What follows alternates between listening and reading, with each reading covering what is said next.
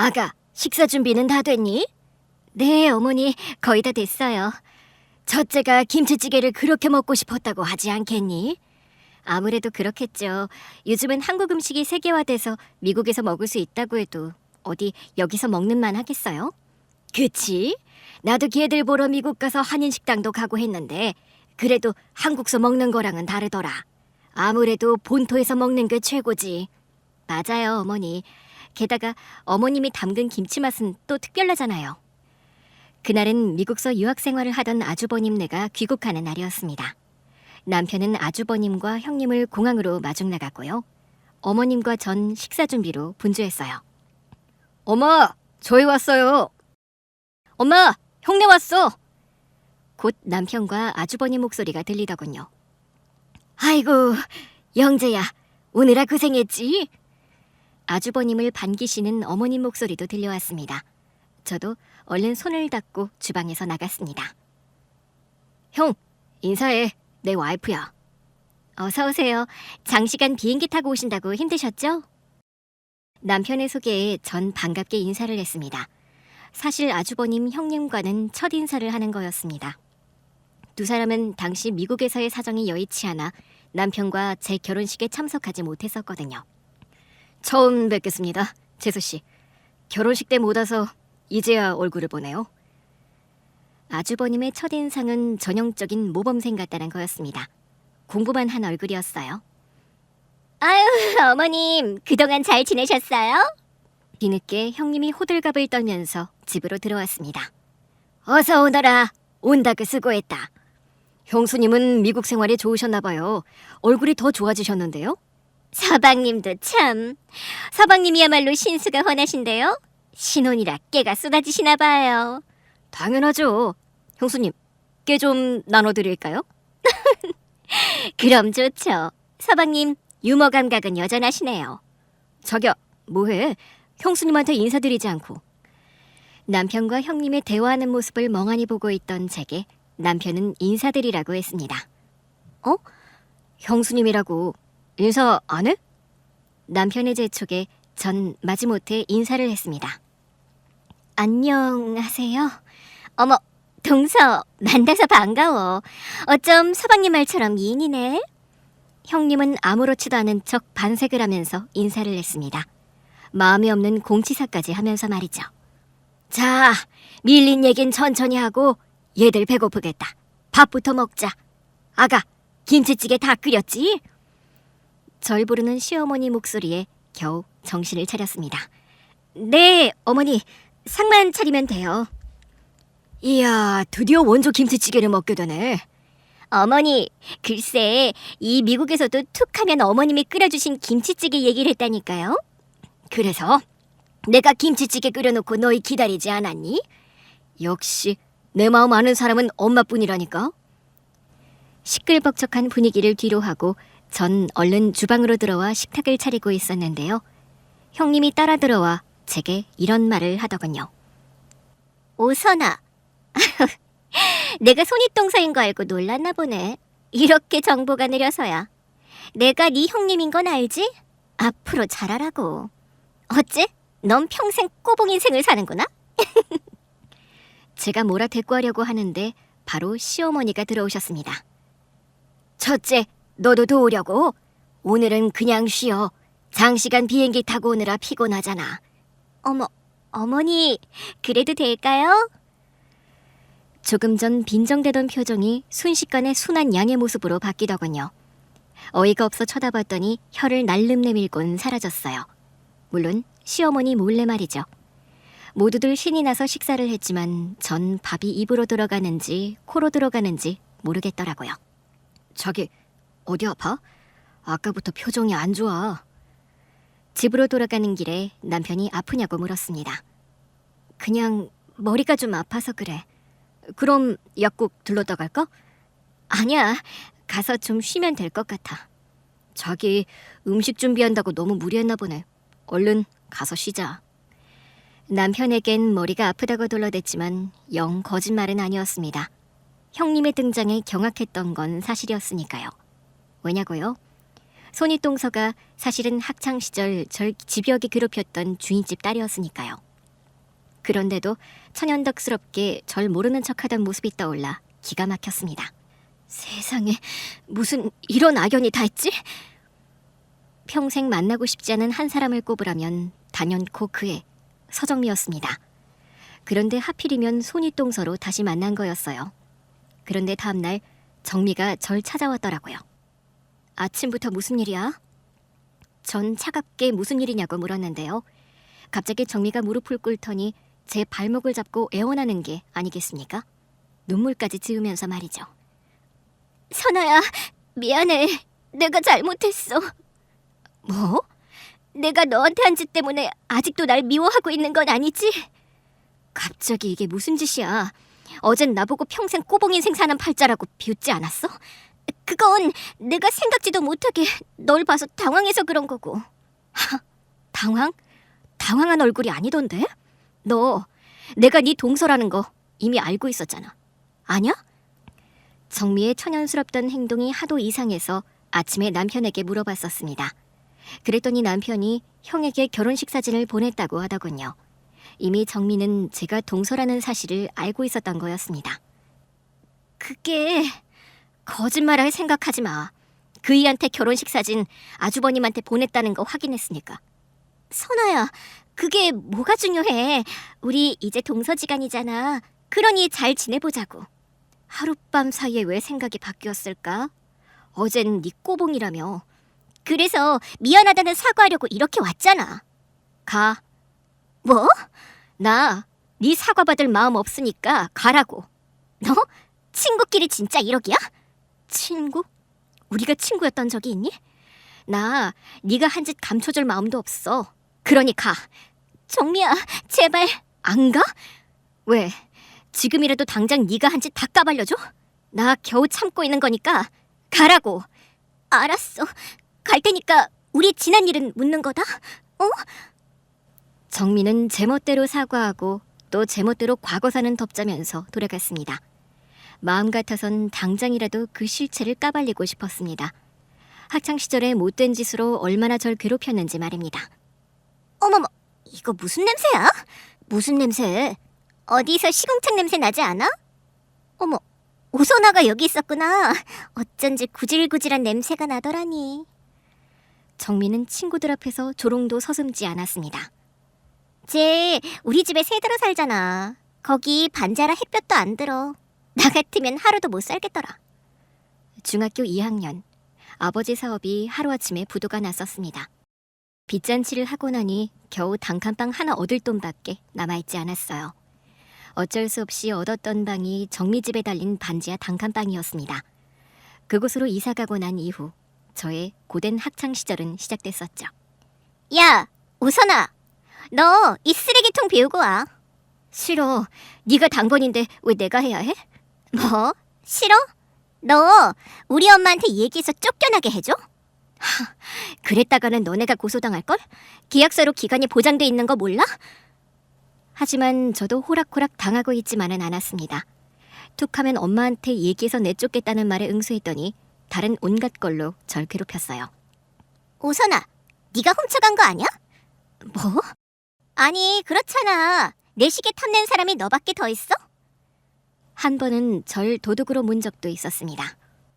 내가 언제 네 시계를 탐냈다고 그래? 하, 내가 모를 줄 알아? 시계 보는 네 눈빛 내가 다 봤다고. 자신의 시계를 보는 제 눈빛이 달랐다는 말도 안 되는 얘기를 하면서 훔쳐갔다고 억지를 부렸어요.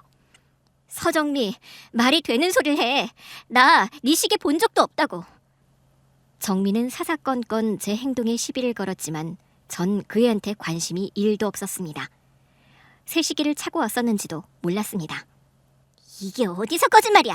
야, 이 도둑년아! 정미야, 그러지 말고 가방 뒤져봐. 그래, 가방 뒤져보면 나올 거 아니야. 본 적도 없다는 제 얘긴 들리지도 않는 것 같았습니다. 제 가방을 낚아채 정미와 함께 어울려 다니던 패거리들이 제 가방을 뒤지려던 순간이었는데요. 한 친구가 시계를 가지고 나타났었습니다. 야, 서정미! 이 시계 말하는 거 아니야? 어? 너 그 시계 어디서 났어? 어디긴 화장실 세면장에 있더라. 잘 좀 챙겨. 엉뚱한 사람 도둑으로 몰지 말고. 순간 분위기가 반전됐죠. 시계 찾았으니 됐지? 선아야, 가자. 친구 덕분으로 도둑이란 오명에서 벗어날 수 있었어요. 그게 분했는지 며칠 후엔 심부름까지 시키더라고요. 야, 오선아, 너 마트 가서 콩나물 좀 사와. 내가 왜? 사오라면 사와. 남의 집 새도로 사는 주제에 말이 많아. 전 네 심부름은 네가 하라고 대답하려고 하는데요. 순간 등 뒤에서 엄마 목소리가 들려왔습니다. 뭐? 콩나물을 사오라고? 엄마. 너 방금 우리 선아한테 콩나물 사오라고 했니? 네, 아줌마. 그러면 안 돼요? 뭐? 새도로 사는 주제에 이 정도는 해야죠. 그날 엄마는 아주 호되게 정미를 야단쳤었습니다. 그런데 그 일은 다시 부메랑이 돼서 되돌아왔어요. 정미 엄마가 자기 딸을 왜 혼냈냐고 따지러 왔었거든요. 아니, 선아 엄마, 장난 좀 친 걸 가지고 애를 잡으면 되겠어요? 장난이라뇨. 어떻게 친구끼리 심부름을 시켜요? 친구니까 그런 거죠. 그럼 생판 모르는 남한테 부탁을 해요? 부탁이 아니었으니까 하는 얘기잖아요. 부탁이 아니었으면 우리 정미가 협박이라도 했다는 거예요? 협박까지는 아니라도 어떻게 새들어 사니까 심부름을 하라고 할 수가 있어요? 뭐 정미가 틀린 말 한 것도 아니네. 뭐라고요? 새들어 사는 거 맞잖아요. 안 그래도 선아가 우리 정미한테 열등감 느끼는 것 같다고 그러던데 선아 엄마도 그런가 봐요? 아니, 우리 선아가 무슨 열등감을 느낀다고 그래요? 열등감 때문에 학교에서 툭하면 정미한테 시비 걸고 그런다던데 몰랐어요? 정미는 지 엄마한테도 거짓말을 했던 모양이었습니다. 물론 엄마는 그 아줌마처럼 속아 넘어가지 않았죠. 정미가 무슨 말을 했는지 몰라도 우리 선아 그런 애 아닙니다. 제가 그렇게 키우지도 않았고요. 아유, 이래서 자기 자식은 부모가 제일 모른다고 하는 거라고요. 자기 딸이 학교에서 무슨 짓을 하고 다니는지도 모르고. 정작 모르는 건 정미 엄마였어요. 정미는 종종 성적표도 조작해서 보여주는 것 같았거든요. 아무튼 그날 엄마는 정미 엄마와 한바탕 했고요. 밤늦게 집에 돌아왔던 아빠도 그 사실을 알게 됐습니다. 아빤 그 일을 계기로 악착같이 돈을 모았고요. 고등학교 2학년이 되면서 저흰 그 집에서 이사를 했습니다. 물론 학교에서 한 번씩 마주치긴 했지만 정미와의 인연은 그렇게 끝이 났다고 생각했었는데요. 그런데 손윗동서로 다시 만나게 됐던 겁니다. 자기야, 토요일 엄마 생신인 거 알지? 알지? 엄마 생신 축하 형이 올해는 집에서 하자고 하던데? 집에서? 형은 오랜만에 함께 하는 거잖아. 그래서 그런가 봐. 아주버님네가 귀국한 그 다음 주 토요일이 어머님 생신이었습니다. 집에서 생신 축하를 하자는 아주버님 제안에 시댁으로 가서 생신상을 준비했습니다. 정미는 내내 제 눈치를 보는 듯 했어요. 전 무시하고 제 할 일만 했죠. 그러다 어처구니 없는 일이 일어났습니다. 물론 저만 아는 사건이었지만요. 엄마, 이 사람 중고등학교 모두 학생회장 했었대. 식사 후 과일을 먹다가 학창시절 얘기가 나왔었는데요. 아주버님이 정미 자랑을 했습니다. 중고등학교 때 학생회장을 했었다고 말이죠. 진짜입니까, 형수님? 대단하시네요. 뭐 그런 걸 가지고 그러세요. 그런 거라뇨. 학생회장 그거 아무나 못합니다. 형수님 친구들한테 인기가 많았나 봐요. 인기뿐이겠냐? 전교 1, 2등을 다투는 모범생이었다고. 와, 형수님 짱입니다. 남편은 대단하다고 맞장구를 쳤습니다. 전 그런 광경을 어이없이 쳐다보고 있었는데요. 그런 저 때문이었는지 정미는 안절부절하더군요. 당신은 왜 쓸데없는 얘기를 하고 그래? 쓸데없다니. 나 반장은 해봤지만 정교회장은 못 해봤다고. 얼마나 자랑스러워? 맞습니다, 형수님. 이런 건 숨기면 안 되죠. 지나친 겸손은 미덕이 아닙니다. 안 그래, 자기야? 전 그 자리에서 그 사실을 그대로 확 말해버리고 싶었습니다. 정교회장은커녕 공부에는 1도 관심 없었다고 말이죠. 전교 1, 2등이었다니 기가 차서 헛웃음까지 나왔습니다. 아이고, 첫째 너희들이 오니까 집안이 꽉 차는 게 너무 좋다. 하지만 어머님 때문에 목구멍까지 올라왔던 말을 꿀꺽 삼켰습니다. 어머님 생신의 분위기를 망치고 싶지 않았거든요. 뭐? 네가 전교회장을 해? 나 참. 뒷정리를 하기 위해 주방에 들어왔을 때 전 한마디 했죠. 별것도 아닌 일 가지고 왜 열을 내고 그래. 미국 모임에서 그이 체면 좀 세워주려고 약 좀 쳤던 거야. 그걸 여태 기억하고 있을 줄 난들 알았겠니? 너 진짜 거짓말하는 버릇은 여전하구나. 살짝 장난 좀 친 거 가지고 심각하게 구는 여도 여전한데? 눈치를 보면서도 따박따박 제 할 말은 다 하더군요. 그렇게 싫었으면 진실을 말하지 그랬어? 뭐? 너 아까 잠자코 있었잖아. 그러니까 너도 이제 공범이라고. 기가 막히더군요. 설거지랑 뒷정리 네가 다 해. 뭐? 네 거짓말 눈 감아줬으면 그 정도 대가는 치러야 할 거 아니야? 전 설거지와 뒷정리를 다 하라고 한 뒤 남편과 함께 시댁을 나왔습니다. 뻔뻔한 면상을 더 보고 있다가는 폭발할 것 같았거든요. 자기야, 아무리 형수님이 혼자 하겠다고 해도 우리가 그냥 가는 건 미안하지 않아? 남편은 차에 시동을 걸면서도 못내 미안해했습니다. 미안하긴 뭐가 미안해. 형님 그동안 편하게 미국서 사셨잖아.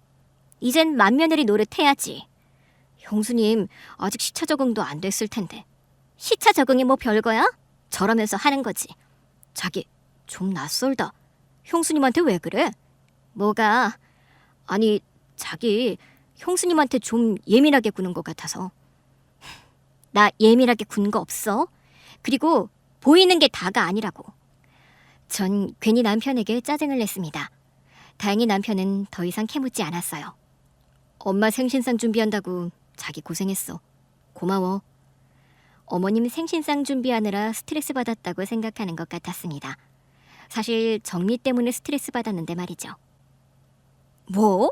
미국에 산다던 이 손윗동서가 정미였다고?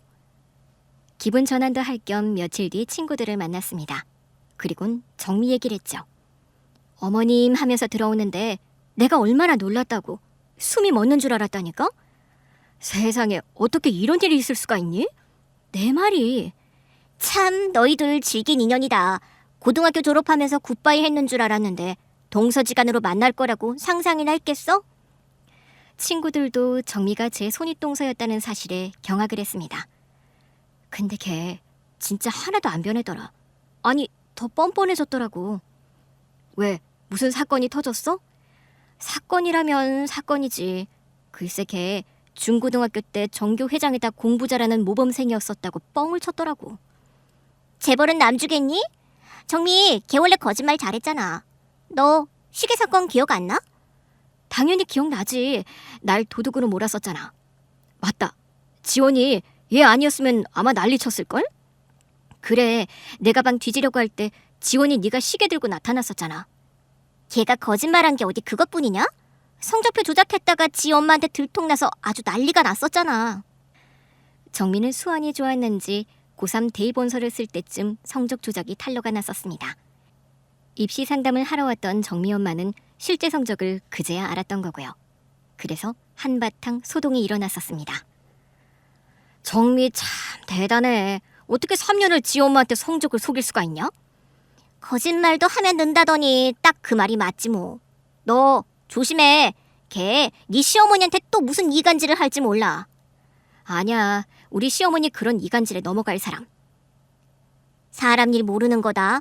걔가 맘먹고 덤비면 무슨 짓을 할지 어떻게 알겠니? 우리 시어머니한테 작업하기 쉽지 않을걸. 이유는 모르겠는데 어머님이 정미를 그리 달갑게 여기는 것 같진 않더라고. 분위기가 그랬습니다. 미국에 있는 아주버님네 얘기를 할 때면 아들 걱정은 컸는데 며느리에 대해선 별로 말씀이 없으셨어요. 전 시어머니라서 그런가 보다 했는데 며칠 전 어머님 생신 때도 그랬습니다. 정미에겐 별로 살갑게 대하지 않으셨어요. 근데 정미, 걔 대학 졸업을 못했다고 들었는데. 그게 무슨 소리야?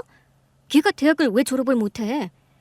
정미 아버지가 도박을 해서 패가 망신했다고 하더라고. 그래서 대학을 자퇴하고 취직했다고 들었어. 맞아. 나도 그 얘기 들었던 것 같다. 정미 대학교 2학년 때 일이지 아마? 선아, 넌 그때 교환학생으로 미국 갔을 때라 몰랐을 거야. 난 전혀 몰랐어. 아버지 도박빚 때문에 집 넘어가고 학교 자퇴하고. 그런데 걔 학교 자퇴한 거 아빠 도박 빚은 핑계고 공부하기 싫어서 그랬을걸? 설마. 설마라니. 니들 생각 안 나? 정미 걔 입버릇처럼 그랬잖아. 공부 잘하면 뭐하냐고. 자긴 남자 하나 잘 물어서 평생 호의호식할 거라고 했잖아.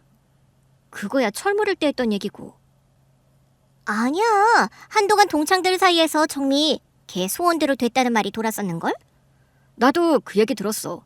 어느 순진한 남자가 정미 수에 넘어갔다고. 진짜야? 왜 난 몰랐지? 너 정미 얘기 꺼내는 거 싫어했잖아. 그리고 나도 걔 어떻게 사는지 궁금하지도 않았고. 아유, 그 순진한 남자가 네 시아 주버님이었다니.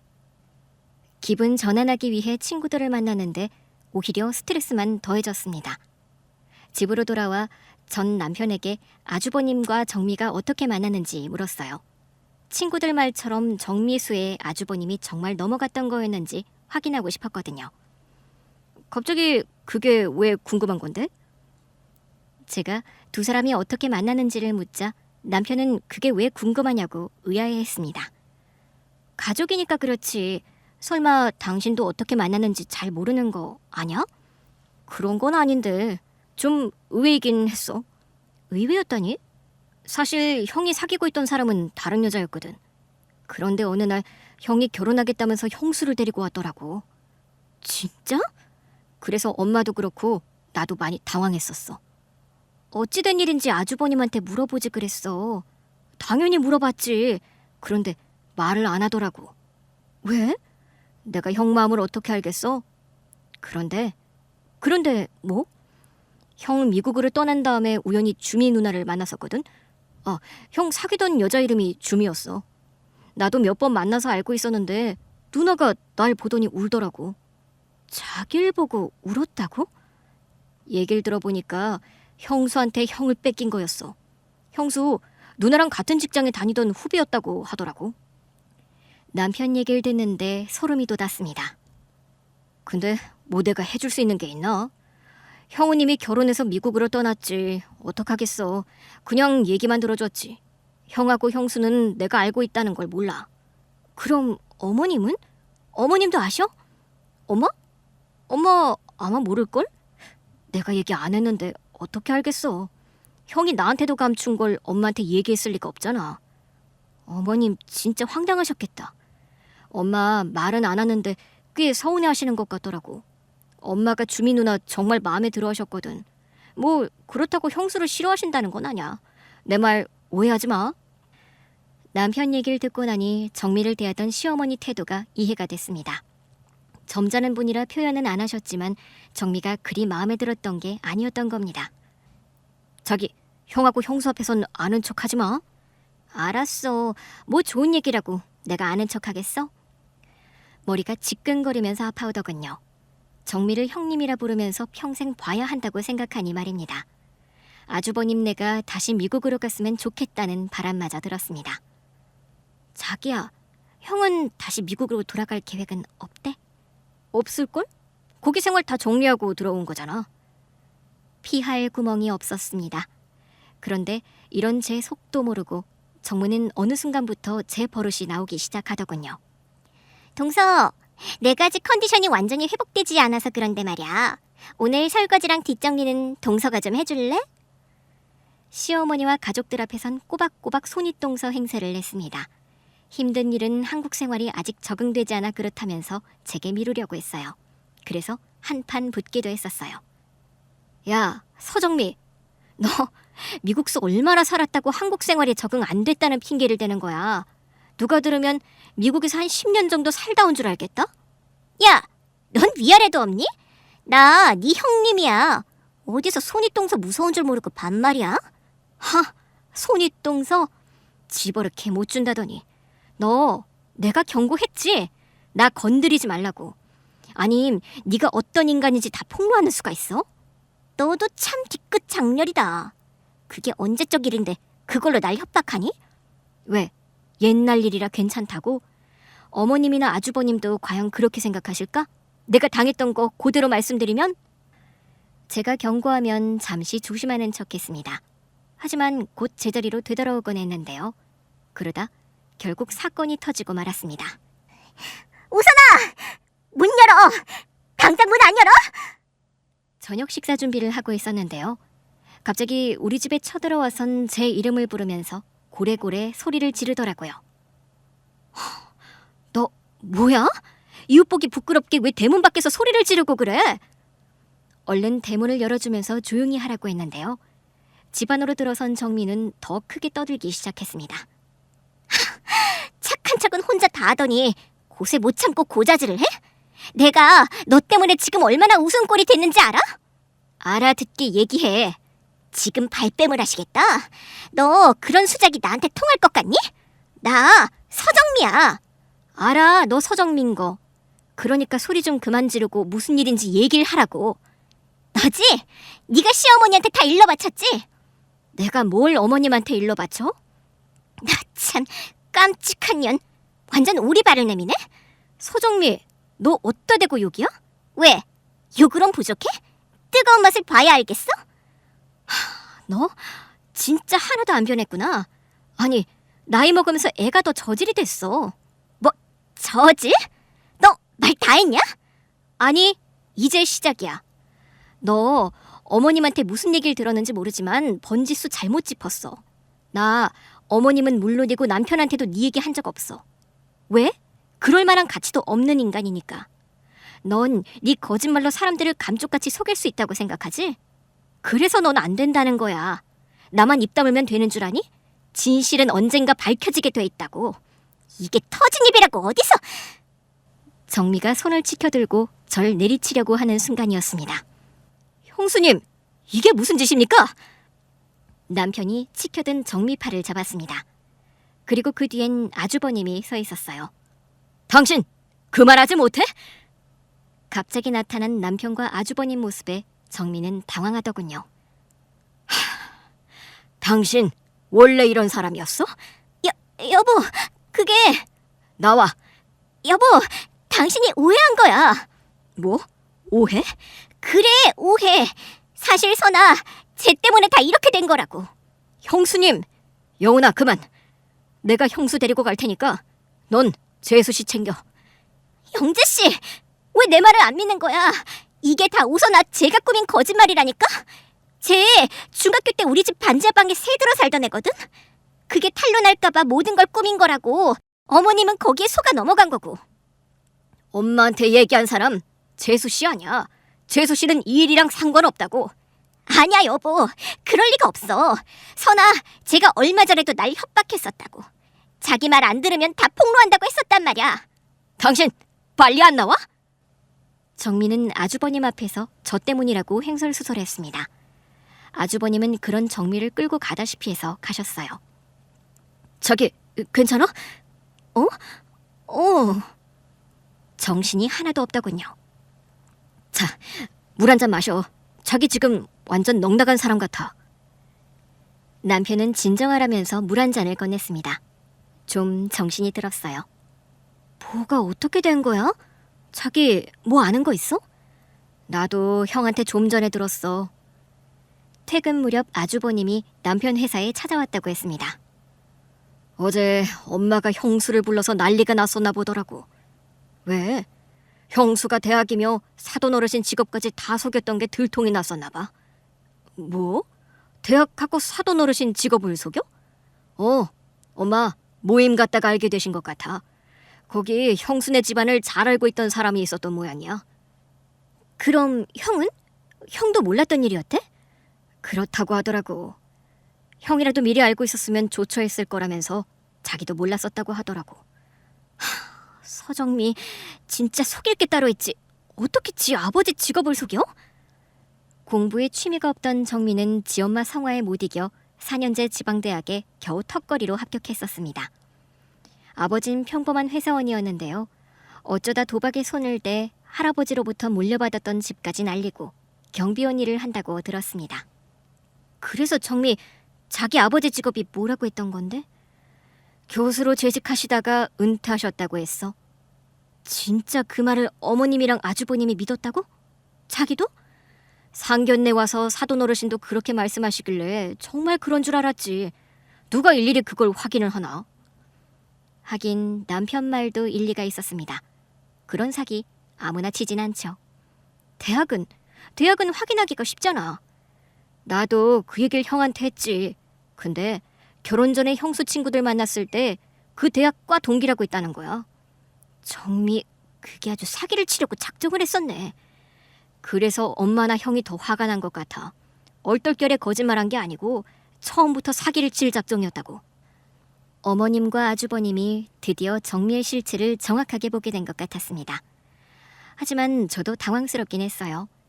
정미가 거짓말을 잘하던 건 알고 있었지만 결혼을 목적으로 사기까지 쳤을 줄은 몰랐거든요. 그런데 자기 형수 알고 있던 사람이었어? 아까 들으니까 동창 같던데? 맞아? 맞아. 전 남편에게 서정미와의 관계에 대해 털어놓았습니다. 중고등학교 때 당했던 일까지 말입니다. 그래서 형수 볼 때마다 자기 표정이 별로 안 좋았구나. 티 많이 났어? 조금? 표정 관리하려고 노력했는데 잘 안 됐나 보네. 아니야, 자기 잘했어. 나야 자기 사랑하니까 눈치챘던 거고. 그나저나 자기 많이 힘들었겠다. 미국 산다는 형님이 정미라는 걸 알고 솔직히 앞이 깜깜하더라고. 어떻게 평생 얼굴 보고 사나 싶어서. 나한테 얘기하지 그랬어. 안 그래도 자기한테 얘기하려고 마음 먹고 있었어. 그런데 오늘 일이 터진 거야. 나 솔직히 형수 막말하는 거 보고 진짜 놀랬었어. 그 정도로 막 나가는 사람일 거라고는 생각 못 했거든. 하여튼 이 펌하기론 중학교 때부터 유명했어. 그때 내가 안 나타났으면 자기 한 대 맞았을걸? 내가 뭐 맞고만 있겠어? 나도 확 한 대 갈기지. 근데 아주버님 충격 받으셨겠지? 충격이야 뭐 벌써 받았지. 그래도 정미 실체를 눈으로 직접 목격하셨잖아. 하긴 형도 완전 넋이 나간 것 같더라. 어떡해? 내일 마치고 엄마한테 한번 가보려고. 그래, 그러자. 나도 내일 어머님한테 가볼게. 그래서 다음날 시댁으로 갔습니다. 어머님은 머리를 싸매고 누워 계시더군요. 어머님, 저 왔어요. 식사는 좀 하셨어요? 끼니를 걸으셨을 것 같아 죽을 쑤어 드시게 했어요. 아이고, 내 팔자야. 어머니, 그러지 말고 좀 드세요. 일단은 기운을 차리셔야죠. 제 말에 어머님은 마지못해 몇 숟가락 드시더군요. 너도 들었지? 네, 어머니. 사람 직감이라는 걸 무시 못하나 봐. 나 왠지 처음부터 걔가 마음에 들지 않았어. 어머님은 마음에 있는 얘기를 쏟아내셨습니다. 너도 봐서 알겠지만 영재가 공부밖에 몰라. 어리숙하니 그래서 그런 여우한테 넘어간 거지. 어머니, 지금이라도 바로 잡으시면 되죠. 이미 결혼했는데 어떻게 바로 잡아? 결혼했으니 더 바로 잡으셔야죠. 다시는 거짓말 못하도록요. 아이고, 사람이 변한다니? 그렇다고 저렇게 놔둘 순 없잖아요. 아휴, 사람 하나 잘못 들여서 집안이 아주 쑥대밭이 됐구나. 어머님께는 정미와의 일을 굳이 말씀드리지 않았습니다. 안 그래도 머리 싸매고 누워 계신 분께 더 이상의 충격을 줘선 안 되겠다는 생각이 들어서였어요. 어머님이 어서 기운을 차리셔야죠. 지금 가장 힘든 사람은 아주버님 아니겠어요? 어머님이 이렇게 누워 계시면 아주버님 더 힘들어하실 거예요. 아주버님 생각해서 어서 기운 차리셔야 한다는 말씀만 드렸습니다. 남편도 퇴근 후 시댁으로 왔어요. 엄마가 이렇게 누워있으면 어떡해. 엄마가 우리 집안에서 제일 어른인데 형수 불러서 단단히 단돌이하고 형도 정신 차리게 해야지. 남편도 어머님께 저와 비슷한 말을 하더군요. 어쨌든 어머님은 자리를 털고 일어나셨습니다. 너희 말이 맞다. 내가 기운을 차려서 수습을 해야지. 어머님은 수습하겠다고 하셨는데요. 며칠 뒤 정미가 또 우리 집을 찾아왔습니다.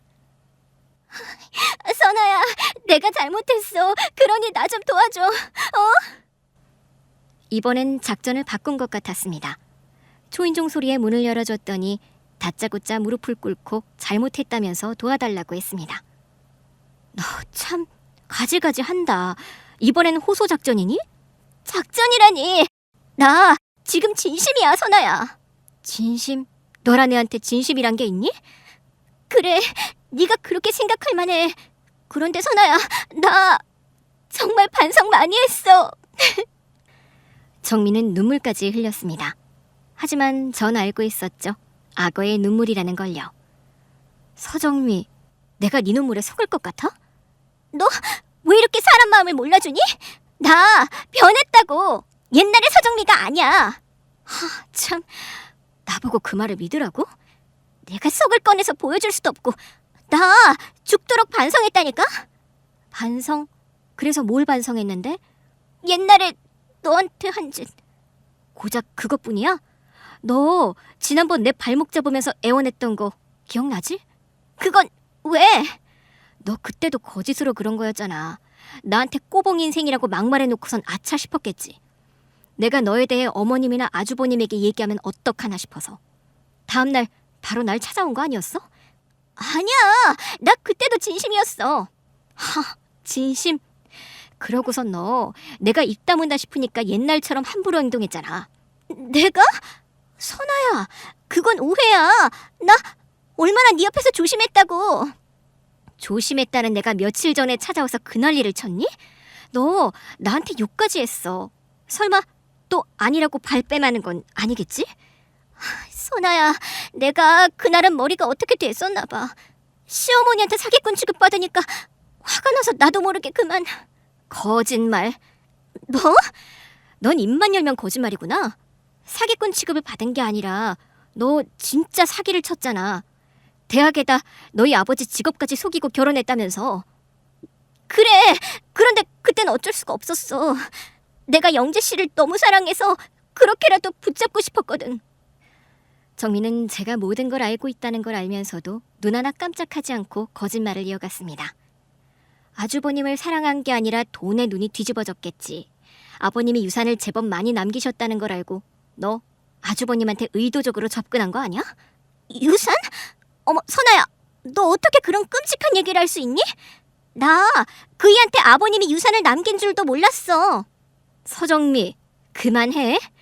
네가 아버님 남긴 유산 자랑하고 다닌 거 친구들이 다 알고 있어. 얼마나 떠들고 다녔으면 내 귀에까지 들어왔겠니? 어머머, 애들이 내 말을 오해했나 보네. 나 돈 같은 거 필요 없어. 그이 사랑 하나면 된다고. 너같이 허영심 많은 애가 퍽이나? 가! 선아야, 아니라니까. 나 진심으로 그이 사랑해. 그러니까 네가 어머님한테 얘기 좀 잘해줘. 어머님이 네 얘긴 잘 들으시잖아. 내가 왜? 얘기했잖아. 나 변했다고. 이번 일만 해결되면 내가 진짜 너한테 잘할게. 그러니까 결국은 시어머니에게 자기 일을 중재해달라고 절 찾아온 거였습니다. 잘못했다고 빈 건 쇼에 불과했던 거죠. 너랑 더 할 얘기 없으니 나가. 선아야, 친구 좋다는 게 뭐니? 네가 날 도와주면. 친구? 넌 너 아쉬울 때만 친구지? 나 너 도와줄 생각 없어. 네가 싼 똥 네가 치우라고. 전 어서 나가라면서 정미를 내쫓았습니다. 선아야, 그러지 말고 제발. 정미는 도와달라고 사정을 했지만 전 아랑곳하지 않았습니다. 어떻게 해서든 이번 위기만 넘겨보자는 얄팍한 속셈이 훤히 보였거든요. 뭐? 형수가 왔었다고? 저기 괜찮아? 퇴근한 남편에게 정미가 왔었다는 얘기를 전하니 남편은 펄펄 뛰었습니다. 그 여자 진짜 노답이다. 여기가 어디라고 또 와? 뭐야 자기? 형수 아니고 왜 그 여자야? 몰라. 엄마 지금 형한테 이혼하라고 난리야. 뭐 이혼? 어머님이 왜? 그 여자 돈 사고까지 쳤더라고. 어? 돈 사고? 아버지가 형한테 남긴 땅이 있다고 했잖아. 그거 팔려고 하다가 엄마한테 딱 걸렸더라고. 아니 미국에서 온 지 얼마나 됐다고 그런 사고를 쳤대? 내 말이 그래서 엄마 완전 기함을 했잖아. 아주버님은 그 사실을 모르셨대? 당연히 몰랐지. 형 그 땅에 전원주택을 지을 생각이었거든. 엄마 좀 더 나이 드시면 거기 가서 같이 살 생각도 하고 있었어. 정민은 아주버님 계획을 몰랐고? 형 얘기론 알고 있었다고 하더라고. 결혼 전부터 형이 얘기했었대. 알고 있으면서 땅을 팔려고 했단 말이야? 그것도 아주버님 모르게? 그래서 형도 진지하게 이혼 고려하고 있는 것 같더라고. 그래서 날 찾아왔던 거구나. 왜? 자기한테 무슨 얘기를 했어? 나보고 어머님께 잘 좀 얘기를 해달라고 하더라고. 자기한테? 어머님이 내 얘긴 들으실 것 같다고 자기가 반성을 많이 했다나 뭐라나. 그 여자 진짜 거짓말이 입에 붙었구나. 그래서 자기 뭐라고 했어? 그런 말에 뭘 대꾸를 해. 당장 나가라고 내쫓았지. 잘했어. 앞으로는 그 여자 문도 열어주지 말라고. 남편도 화가 많이 난 것 같았습니다.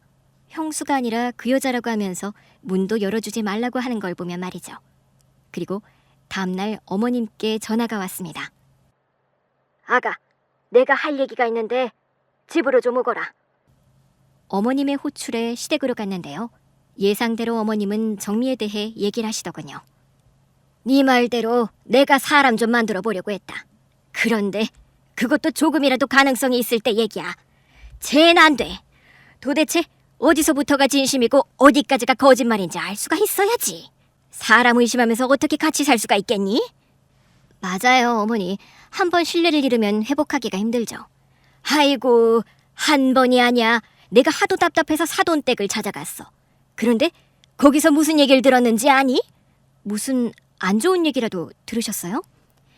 사부인은 어딜 갔는지 보이질 않고 대낮인데도 사돈 어르신이 술에 잔뜩 취해 있더라. 그러면서 하는 말이 정미개가 집 망하자 저 혼자 살겠다고 집을 나갔다고 하더라. 네? 집안 살림 돕기 위해서 대학을 자퇴한 게 아니고요? 나도 걔가 그렇게 변명하길래 그런 줄 알았어. 그런데 아니라고 하더라. 사돈 어르신이요? 그래, 저 혼자 잘 먹고 잘 살겠다고 나간 거라고 하더라. 집엔 돈 한 푼 보태준 적이 없었대. 그럼 대학은 왜 자퇴한 거래요? 낸들 알겠니? 사돈 어르신은 공부하기 싫어서 그랬을 거라고 하더라. 하긴 중고등학교 다닐 때도 공부엔 영 관심이 없었어요. 그런데 뭐 학생회장을 했다고? 거짓말이 아닌 게 하나도 없어. 땅 팔려고 한 것만 해도 그래. 내가 왜 그런 짓을 했냐고 물었는데 걔가 뭘 했는지 아니? 뭐라고 했어요, 어머니? 친정아버지 병원비가 필요해서 그랬다고 하더라. 암이라 수술하지 않으면 생명이 위독하다고. 그래서 내가 사돈댁 가서 확인한 거야. 걔 말을 믿을 수가 있어야지. 어쩜 그런 거짓말을 할 수가 있대요, 어머니? 나 사돈댁 다녀오면서 결심했다. 얘들 이혼시켜야겠구나 하고. 아주버님은 뭐라고 하세요? 내가 얘기할 필요도 없더라. 영재가 먼저 이혼하겠다는 얘기를 하더라고. 저도 이렇게 힘든데 아주버님은 얼마나 힘드시겠어요? 어머님은 하소연할 사람이 필요해 절 부르신 것 같았습니다. 덕분에 전 정미의 악행을 모두 들을 수 있었죠. 어머니, 요즘 이혼 흠도 아니에요. 서로 못 믿고 지옥으로 사느니 차라리 헤어지는 게 나아요. 그러니 마음이라도 편하게 가지세요. 달리 위로할 말이 없었습니다. 자식 이혼을 바라보는 엄마의 마음. 제가 다 헤아릴 수 있는 게 아니었으니까요. 정민은 그 이후에도 한껏 진상짓을 했습니다. 이혼당할 위기에 처하게 되니 별수를 다 쓰더라고요. 여보, 당신이 어쩜 나한테 이럴 수가 있어? 내가 얘기했잖아. 다 오해라고. 뭐? 오해? 사기 아니고? 영재 씨, 사기라니. 나 정말 당신 사랑해서 그랬던 거야. 나 몰래 땅 팔려고 한 건 그것도 사랑이었니? 그건 왜? 너희 아버지 암이라 수술비 마련하고 그랬다는 거짓말 또 하려고? 엄마가 네 아버지 만나고 왔다는 얘기 못 들었어? 알아. 나 당신한테 사실대로 얘기하려고 했다고. 또 입만 열면 거짓말. 나 이제 너 꼴 보기도 싫어. 그러니 다시는 찾아오지 말고 우리 법정에서 보자. 여보, 이영재 씨. 아주버님은 시댁으로 짐을 옮겼는데요. 정민은 시도 때도 없이 찾아올면서 아주버님에게 매달리는가 하면 어떤 때는 동네가 떠나가라 악을 쓰기도 했습니다. 아주버님은 어쩔 수 없이 접근 금지 명령을 신청했어요. 그 여자 참 징하다, 징해. 시댁 식구 모두 정미의 진상짓에 혀를 내둘렀죠. 이혼 소송은 당연히 정미의 책임으로 마무리됐고 거기서 끝나지 않았습니다. 아주버님은 사기죄로 정미를 고소했어요. 도대체 내가 뭘 잘못했다고 그래? 대학 속인 게 죄야? 기죽기 싫어서 거짓말한 게 죄냐고. 법정에서 나오는 정미를 잠깐 봤었는데요. 여전히 자기가 뭘 잘못했는지 모르고 있더라고요. 아마 평생 저렇게 살지 않을까 싶습니다. 아, 혹시 사기죄로 처벌을 받으면 바뀔 수 있을지도 모르겠네요. 증거가 워낙 확실하니 법이 알아서 잘 판단해주겠죠. 역대급 태풍이 휩쓸고 간 듯 어머님과 아주버님은 뿌리가 뽑힐 듯 휘청거리셨지만요. 지금은 제자리를 조금씩 찾아가고 있습니다. 두 분이 몸과 마음을 완전히 회복할 때까지 옆에서 잘 보살펴드리려고요. 사필귀정. 모든 일은 반드시 바른 길로 돌아가는 것 아니겠습니까? 타산지석이라고 정미 사건을 겪으면서 삶의 태도에 대해 다시 한번 다지게 됐는데요. 그런데 이런 교훈은 정미가 절실하게 깨달아야 하지 않겠습니까? 여러분은 어떻게 생각하시나요? 사람은 언젠가는 변할 수 있는 걸까요?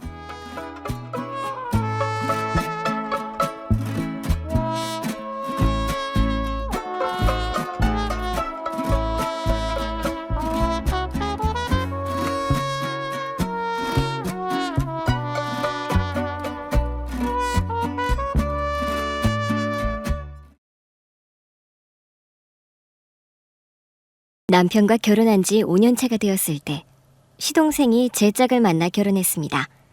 저는 동서가 생겨서 기분이 무척 좋았고 여동생이 하나 더 생긴 것 같아 앞으로 즐겁게 지낼 거라 믿었습니다. 동서가 신혼여행을 다녀온 뒤 저희 집에서 다시 만나게 되었는데 반가워하는 저와는 달리 동서는 제 눈을 잘 마주치지도 않았습니다. 동서, 고향이 안산이라며? 나도 안산에서 초중고를 다녔는데 동서는 학교 어디 나왔어? 글쎄요. 기억 안 나는데요. 그럴 수도 있지. 그럼 살던 동네는 어디야? 형님, 지연으로 엮으려고요?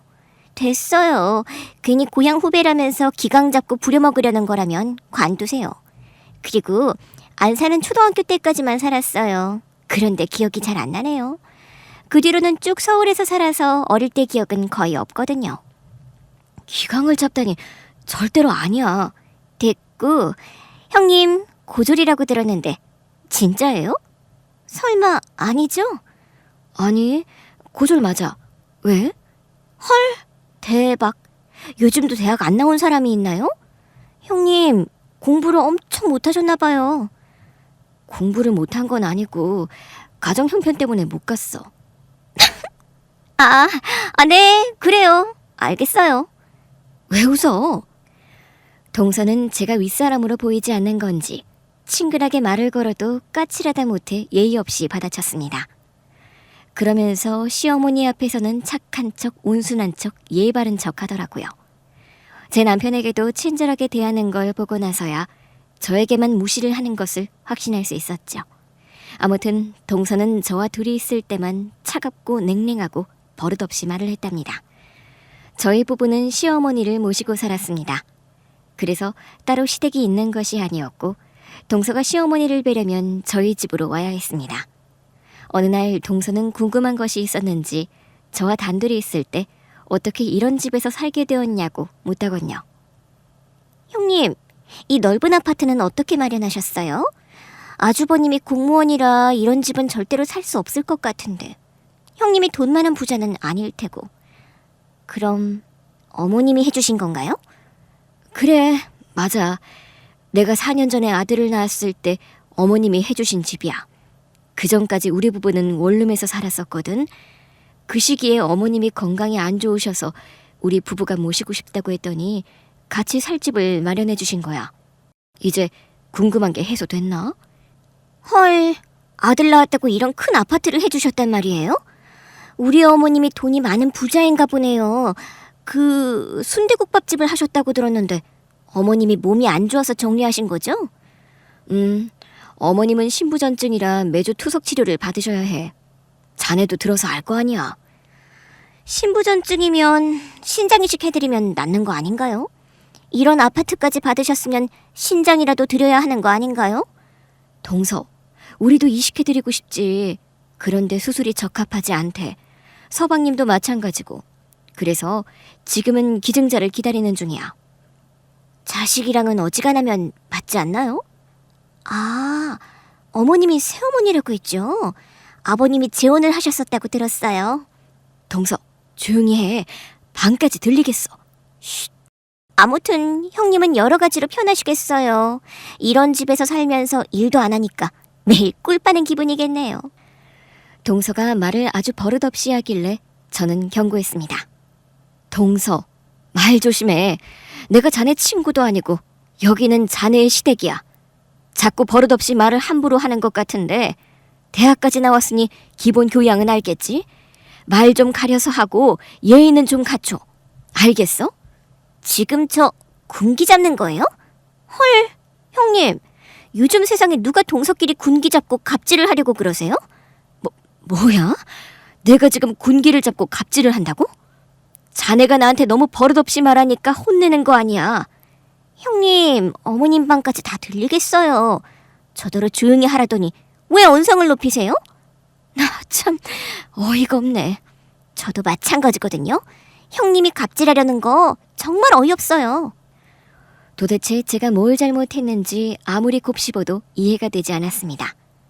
결국 저는 입을 다물 수밖에 없었습니다. 그러나 동서의 버릇없는 행동은 계속 이어졌고 제 화는 점점 쌓여서 동서가 집에 오면 그저 대충 인사만 하고 말을 아끼게 되었습니다. 그러던 중 곧 제 생일이 다가왔습니다. 시어머니께서 시동생 부부에게 소식을 전하셔서 모두 저희 집에 모였습니다. 민석애미야, 생일 축하한다. 내가 몸은 안 좋지만 미역국 하나는 꼭 끓여주고 싶어서 해봤다. 많이 먹어라. 어머님, 감사해요. 잘 먹겠습니다. 그래, 나도 잘 먹을게. 다들 어서 먹자꾸나. 그런데 동서는 축하한다는 말 한마디 없이 밥만 먹고 있었습니다. 그러자 어머님이 동서를 보시며 말씀하셨습니다. 작은 애야, 너는 왜 네 형님한테 축하한다는 말을 안 하니? 제가 그랬나요? 죄송해요, 어머님. 형님, 생신 축하드려요. 고마워. 하지만 동서가 억지로 시켜서 하는 말인 것을 알기에 마음 깊이 고맙지는 않았습니다. 식사가 마무리될 즈음 시어머니께서 잠시 기다리라 하시더니 방으로 들어가셨다가 작은 상자를 들고 나오셨습니다. 민석애미야, 이거 선물이란다. 생일 진심으로 축하하고 이 늙은 시애미 데리고 사느라 고생이 많다. 염치 없지만 앞으로도 날 잘 부탁한다. 어머님, 뭐하러 이런 것까지 준비하셨어요. 이런 거 안 주셔도 어머님한테 잘할 거예요. 아시잖아요. 나도 알지. 그냥 선물이니까 받아둬라. 얼른 열어보지 않고 뭐하니?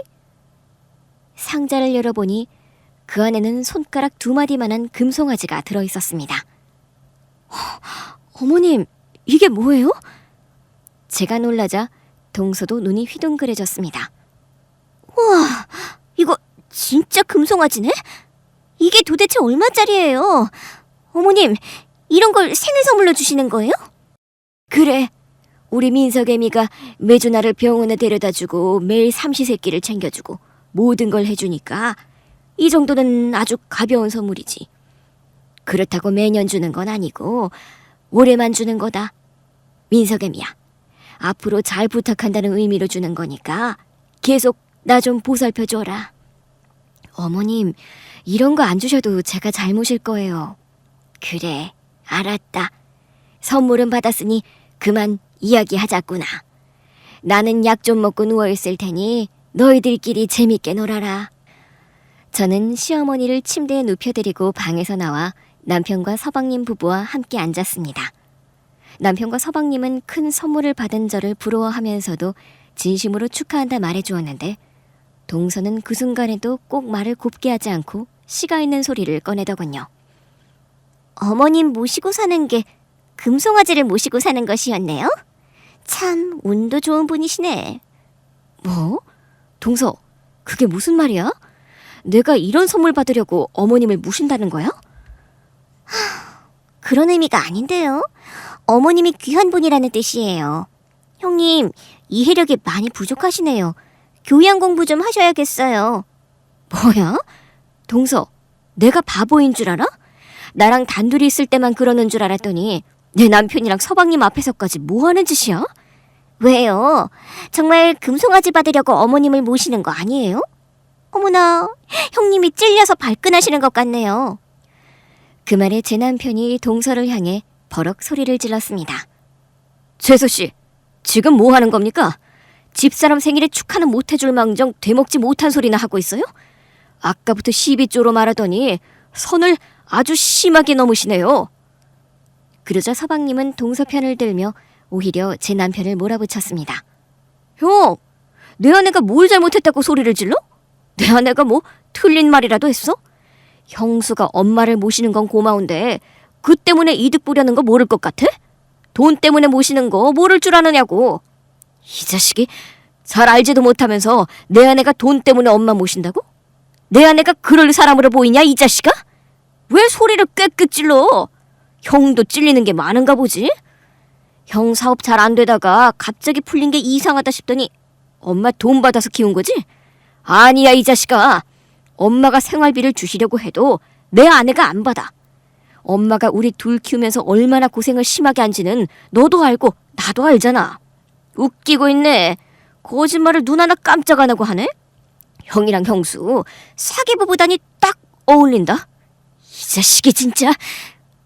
남편과 서방님은 결국 서로의 멱살을 잡고 주먹 다짐 직전까지 갔습니다. 제가 달려들어 뜯어말리려 하자 동서가 오히려 저를 밀치며 소리쳤습니다. 말리긴 왜 말려요? 한번 끝까지 가보자고요. 동서, 이게 다 자네 때문인 거 몰라? 조금이라도 죄송하면 싸움부터 말려야 할 거 아니야. 나 때문이 아니라 간사하게 어머님한테 들러붙어서 꼬리 흔드는 형님이 모든 원인 아닌가요? 동서, 정말 이래야겠어? 자네도 나랑 한판 붙어보자는 거야? 그래, 붙어보자고. 나이도 같은 주제 반말로 훈계하는 거 이제 질려버렸어. 동서는 급기야 반말까지 하며 덤벼들었습니다. 네 사람이 고함을 주고받으며 주먹다짐으로 번지려는 순간 방에서 주무시던 시어머니가 나오셨습니다. 너희들 뭐하냐? 형제끼리 지금 뭐하는 짓이야? 시어머니의 호통에 저희 네 사람은 자동적으로 떨어졌습니다. 저와 남편은 고개를 숙였지만 서방님과 동서는 고개를 빳빳이 세운 채 오히려 시어머니께 따졌습니다. 엄마, 형이랑 경수한테 해준 만큼 우리한테도 해줘. 나도 돈 줘. 돈 달라고. 맞아요, 어머님. 형제를 똑같이 대해주셔야죠. 같이 사는 자식에게만 베푸는 건 이치에 맞지 않아요. 결혼 자금? 네 형도 돈 한 푼 안 받고 알아서 결혼했어. 어머님, 이 집은요? 어머님 돈으로 마련한 거잖아요. 날 모시고 산다고 하니까 마련한 거다. 여긴 네 형이랑 형수 집이 아니라 내 집이야. 내가 편히 지내려고 산 집이라고. 시어머니가 단호하게 정리를 해주시자 시동생 부부는 더는 아무 말도 못하고 입을 다물더라고요. 제 생일은 그렇게 난장판으로 끝이 났습니다. 이후 시동생 부부는 저희 집에 한 달 넘게 오지 않았습니다. 그런데 저는 알지 못했던 특별한 날이 다가왔습니다. 시어머니가 주방에 들어가셔서 음식을 하시려 하길래 제가 말리며 말씀드렸습니다. 어머님, 드시고 싶은 게 있으면 말씀만 하세요.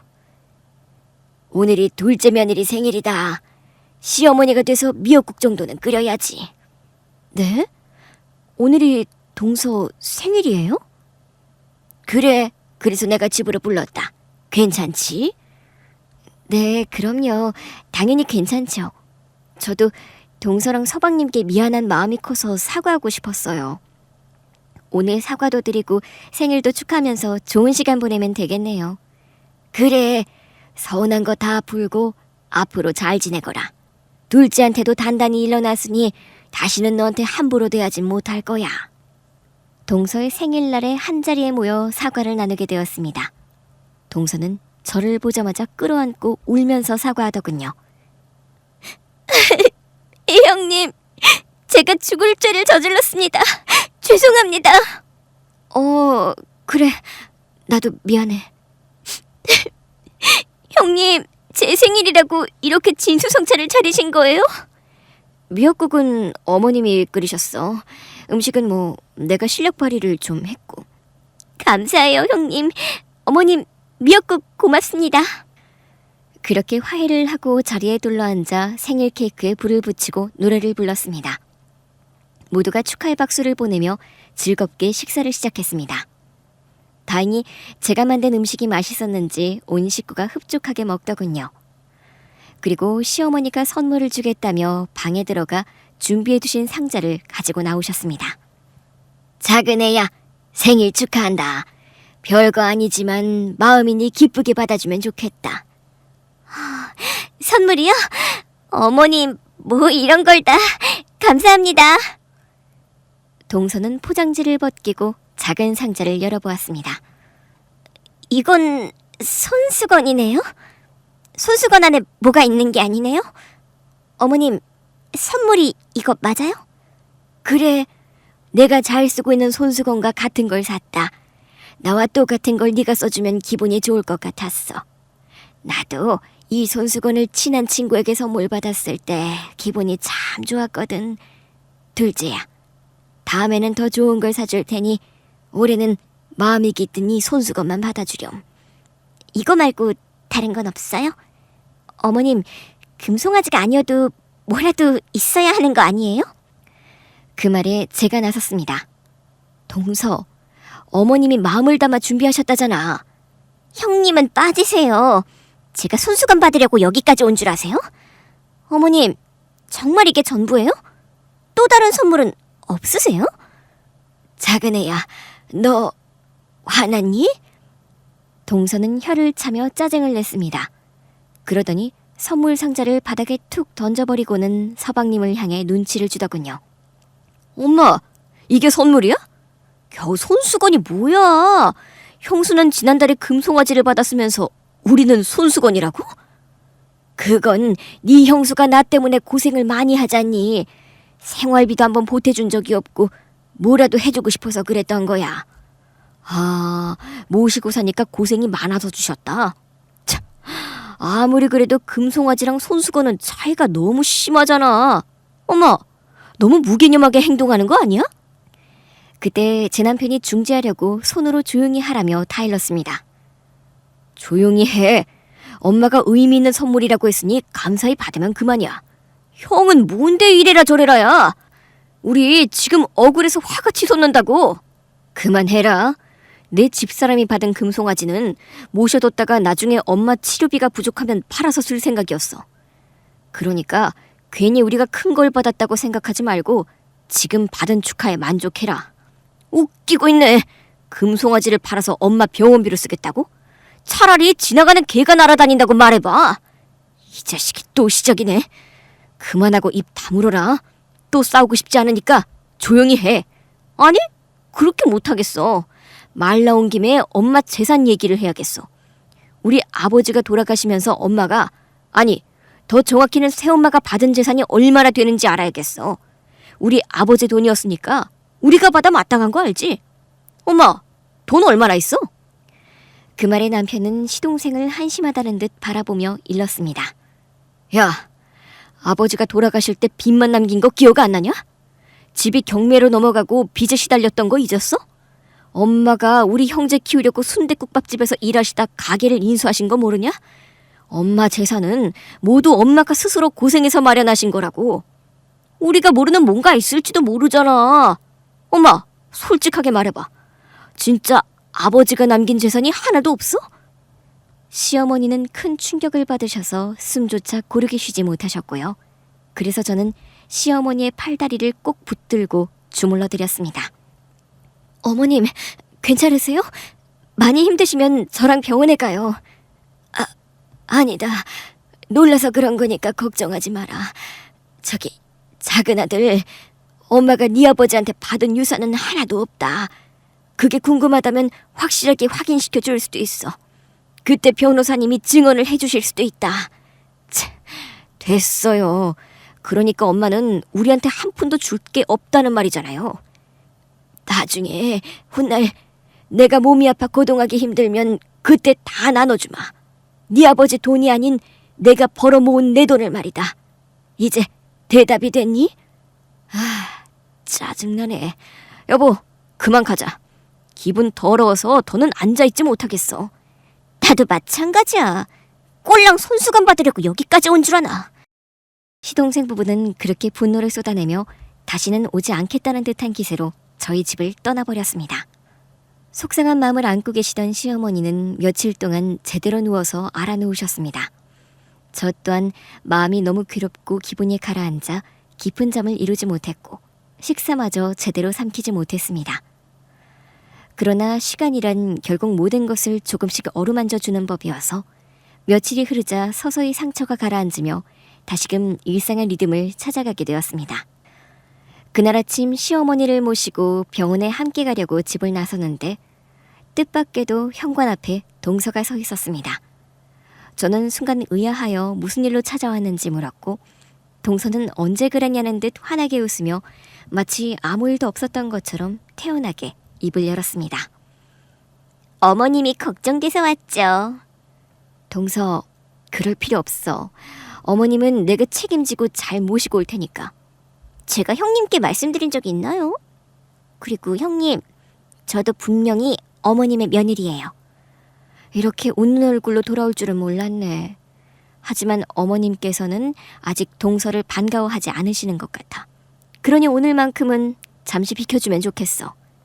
그 순간 시어머니께서 제 팔을 붙잡으시며 저를 만류하셨습니다. 민석애미야, 됐다.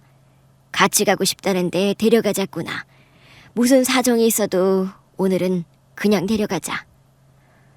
그렇게 말씀하시자 동서는 곧장 시어머니의 팔을 잡아당기듯 부축하더니 저를 가볍게 밀어내고는 먼저 앞장서 걸어나갔습니다. 원래대로라면 저는 차가 없어 택시를 불러 이동했겠지만 그날은 동서가 직접 자기 차를 몰고 와 있었기에 마지못해 동서의 차에 몸을 싣고 병원으로 향하게 되었습니다. 병원에 도착한 시어머니는 평소와 다름없이 투석 치료를 받으셨습니다. 저는 곁에서 묵묵히 기다리며 지켜보았는데 그 사이 동서는 팔짱을 끼고 병원을 한 바퀴 둘러보더니 이내 저에게 다가와 입술을 비중 내밀며 말을 건넸습니다. 뭐, 껌이네요. 뭐가 껌이라는 거야? 아, 어머님 모시고 지내는 거요. 몸 아픈 분이라고 해도 결국은 반반 제때 챙겨드리고 이렇게 병원만 성실히 모시고 오면 끝 아니에요? 그런데 고작 그 정도 했다고 금송아지 같은 선물을 봐주셨단 말이에요? 지금 하고 싶은 말이 뭐야, 동서? 형님, 제가 솔직하게 말씀드릴게요. 이제부터는 제가 어머님을 모실 생각이에요. 형님이 어머님을 모시는 건 결국 재산 때문이잖아요. 사실 다들 그렇게 생각하거든요. 뭐라고? 내가 어머님 재산을 받으려고 모셨다고? 참 기가 막히네. 모 눈에는 뭐만 보인다고 자네 눈엔 돈밖에 안 보이나 보지? 뭐 아니라고는 못하죠.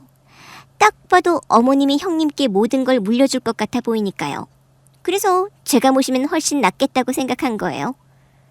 솔직하게 말하는 게 나쁜 건 아니지만 자네 말은 듣는 사람 기분을 무척 상하게 하네. 동서는 비웃듯 입꼬리를 비스듬히 올리며 콧방귀를 뀌었습니다. 형님은 다르다고 생각하세요? 가슴에 손을 얹고 진지하게 생각해 보세요. 왜 형님이 어머님을 모시고 사는 건데요? 난 아니야. 자네처럼 돈 때문에 모시는 게 아니라고. 나는 어머님 재산에는 눈길조차 주지 않아. 그렇다면 더더욱 제가 모셔도 되겠네요. 형님은 억울하게 오해만 사니까 차라리 저한테 보내시는 게 낫지 않겠어요? 저는 고개를 가로저었습니다. 안 돼. 자네를 어떻게 믿고 맡겨? 안 돼? 형님은 세상에 다 자기 것인 줄 아시나 봐요. 착각하지 마세요. 제가 모시든 말든 그건 저와 어머님이 결정할 일이지 형님은 제 3자일 뿐이에요. 뭐야? 동서 정말 아나무인이구나? 그때였습니다. 병실 안에서 시어머니가 조심스레 걸어 나오셨습니다. 너희들 무슨 이야기를 나누고 있니? 어머님, 아직 움직이시면 안 돼요. 아니야, 충분히 누워 있었단다. 이제는 집에 가도 괜찮겠다. 그리고 둘이서 나를 누가 모실 거냐는 이야기를 하고 있었지. 작은 애야, 네가 나와 함께 살 수 있겠니? 불편하지는 않겠어? 시어머니께서는 이미 안에서 모든 이야기를 다 들으신 듯 했습니다. 저는 말도 안 되는 소리라고 부정하려 했지만 동서가 먼저 대답을 내뱉었습니다. 네, 어머님. 제가 꼭 어머님을 모시고 살고 싶습니다. 효도는 형님만 하는 게 아니잖아요. 저희 집에 오셔서 지내세요. 만약 우리 집에 불편하다면 어머님 집에 저희 부부가 들어가 살고 형님네는 나가시는 게 어떠세요? 아니다. 집은 그대로 두고 내가 너희 집으로 들어가마. 어머님, 안 돼요. 동서는 회사에도 다니고 있잖아요. 어머님은 하루 종일 곁에서 도움이 필요하신 분이에요. 형님, 걱정 붙들어 매세요. 오늘 당장 회사에 가서 사표 쓸게요. 작은 회사라서 내일부터 안 나가도 아무 문제 없어요. 그렇다면 더 고민할 것도 없지. 시어머니는 조금의 망설임도 없이 동서의 집으로 가겠다고 하셨습니다. 민석애미야, 집에 돌아가서 내 짐을 좀 챙겨다오. 내가 직접 가봤자 오히려 방해만 될 테니 네가 고생 좀 해줘야겠다. 나는 지금 바로 둘째네 집으로 가마. 어머님, 괜찮다. 작은애가 이렇게 간절히 모시고 싶다는데 내가 굳이 거절할 필요가 있겠니? 자, 작은애야, 함께 가자. 네, 어머님. 편히 지내시도록 정성껏 모실게요. 결국 시어머니는 병원에서 나오자마자 동서의 차에 오르셨고 저는 뒤늦게 택시를 타고 집으로 돌아가 서둘러 시어머니의 짐을 정리해 들고 동서네 집으로 향할 수밖에 없었습니다. 동서는 입이 귀에 걸린 듯한 흡족한 표정을 지으며 주방에서 분주히 저녁상을 준비하고 있었습니다. 반면 시어머니는 방 안에 조용히 누워 계셨습니다. 저는 문득 마음이 쓰여 조심스레 다가가 목소리를 낮추어 여쭈었습니다. 어머님, 정말 괜찮으시겠어요? 지금이라도 마음이 바뀌시면 저와 함께 돌아가셔도 돼요. 아니다. 이미 내가 내린 결정이다. 너도 내 짐을 전부 챙겨왔고 이렇게까지 왔으니 이제 돌아설 수는 없지 않겠니? 민석애미야, 내 걱정은 말고 이만 돌아가거라. 차마 발걸음이 떨어지지 않아 방 안에 멍하니 서 있었는데 그때 동서가 주방에서 냄비를 내려놓고 들어오더니 능청스럽게 제 등을 떠밀듯 말했습니다. 남편 저녁도 챙겨줘야 하지 않느냐며 괜히 지체하지 말고 어서 가라는 눈치였습니다. 결국 저는 더 머물 수 없었고 시어머니를 동서의 집에 두고 무거운 발걸음을 떼어 나올 수밖에 없었습니다. 집에 돌아와 남편에게 자초지종을 이야기했더니 남편은 눈을 크게 뜨며 깜짝 놀라더군요. 당연히 단 한마디 상의도 없이 벌어진 일이었으니 놀랄만도 했습니다. 그러나 곧 남편은 깊은 한숨을 내쉬며 말했습니다. 어머님께서 직접 선택하신 일이라면 우리도 그 뜻을 존중해야 하지 않겠느냐고 말했죠. 동서에게 시어머니를 맡긴 뒤로 저는 일부러 그 집에 발길을 하지 않았습니다. 괜히 찾아갔다가는 또다시 동서가 난리를 피울 게 뻔했고 불필요한 다툼을 피하고 싶었던 까닭이었습니다. 무엇보다도 시어머니가 제 손길 없이도 스스로 잘 적응하시길 바라는 마음에서 조용히 제 집에서 살림과 육아에만 몰두하며 지내고 있었습니다. 그러던 어느 날 정확히 한 달쯤 흘렀을까요? 뜻밖에도 동서가 혼자 저희 집 문을 두드렸습니다. 그런데 그 모습은 참으로 처참했습니다. 머리는 마치 산발이라도 한 듯 흐트러져 있었고 눈 밑에는 시커먼 다크서클이 드리워져 있어 마치 펜도곰이 줄넘기라도 한 것처럼 지쳐 있었습니다. 동서, 이게 무슨 일이야? 왜 이렇게 됐어? 형님, 나 정말 더는 못하겠어요. 뭘 못하겠다는 거야? 어머님, 제가 못 모시겠다고요. 제발 다시 데려가세요, 형님. 갑자기 무슨 소리야? 형님, 진짜 몰랐어요? 지금 저 어머님 때문에 이혼 위기에 몰려 있다고요. 뭐라고? 이혼이라니 도대체 무슨 말을 하는 거야? 말로는 다 못해요. 직접 보셔야 알아요. 제발 따라오세요. 직접 눈으로 확인해 보시라고요. 그렇게 말하던 동서는 거칠게 제 팔을 덥석 붙잡았습니다. 그리고는 마치 놓칠세라 끌어당기듯 저를 자기 집으로 데리고 갔습니다. 동서의 집에 발을 들여놓자마자 제 눈앞에 충격적인 광경이 펼쳐졌습니다. 시어머니께서 방 안에서 악에 차 목소리를 높이며 방문을 마구 두드리고 심지어 부수려는 듯 몸부림을 치고 계셨던 것입니다. 어머님, 이게 도대체 왜 그러시는 거예요? 제발 진정하세요. 형님, 저 좀 보세요. 제가 불러도 대답조차 안 하시고 눈은 풀린 채로 멍하니 뭔가를 붙잡고 부수기만 하신다니까요. 이제는 감당이 안 돼요. 드디어 그 현상이 나타난 거구나. 그 현상이라니요? 형님, 이미 알고 계셨던 거예요? 혹시 어머님 치매 맞죠? 치매 초기 증상이라는 검사 결과가 나왔었어. 하지만 의사 선생님 말씀으로는 약만 꾸준히 복용하면 증상이 호전될 수 있다고 하셨단다. 동서, 그런데 어머님이 이렇게 심하게 변하신 게 언제부터였어? 지난주였어요. 시작은 밥 때문이었죠. 분명 제가 삼시세끼 꼬박꼬박 챙겨드렸는데 식사하신 지 얼마 되지도 않아 저를 몰아세우며 밥을 안 줬다고 남편에게 이르시는 거예요.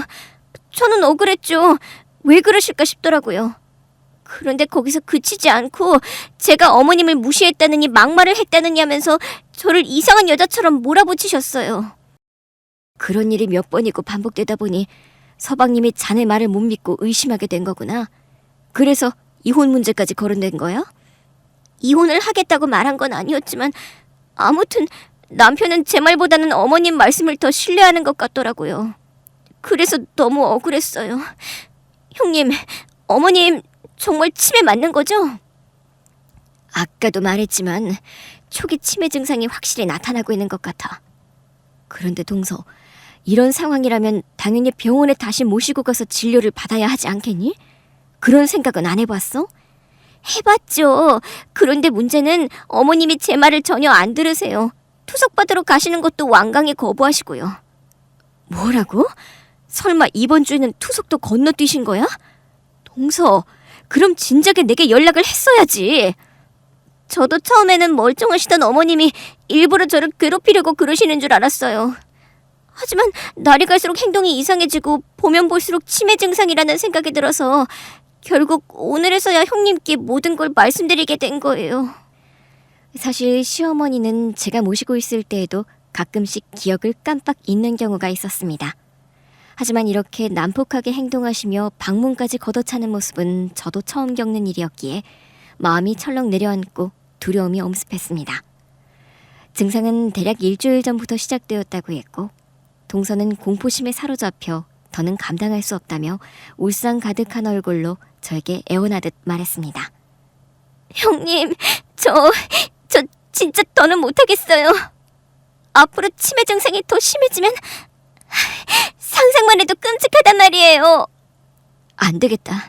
어머님을 빨리 병원에 모셔가야겠어. 어머님, 저예요. 큰며느리예요. 그러나 시어머니는 제 목소리에 반응하지 않고 여전히 방문을 걷어차며 분노를 터뜨리셨습니다. 어머님, 제발 저를 보세요. 어머님! 동서는 겁이 나서 시어머니께 가까이 다가가지 못하고 뒷걸음질만 쳤지만 저는 용기를 내어 조심스럽게 다가갔습니다. 그리고 온 힘을 다해 시어머니를 끌어안았습니다. 어머님, 저 왔어요. 큰며느리예요.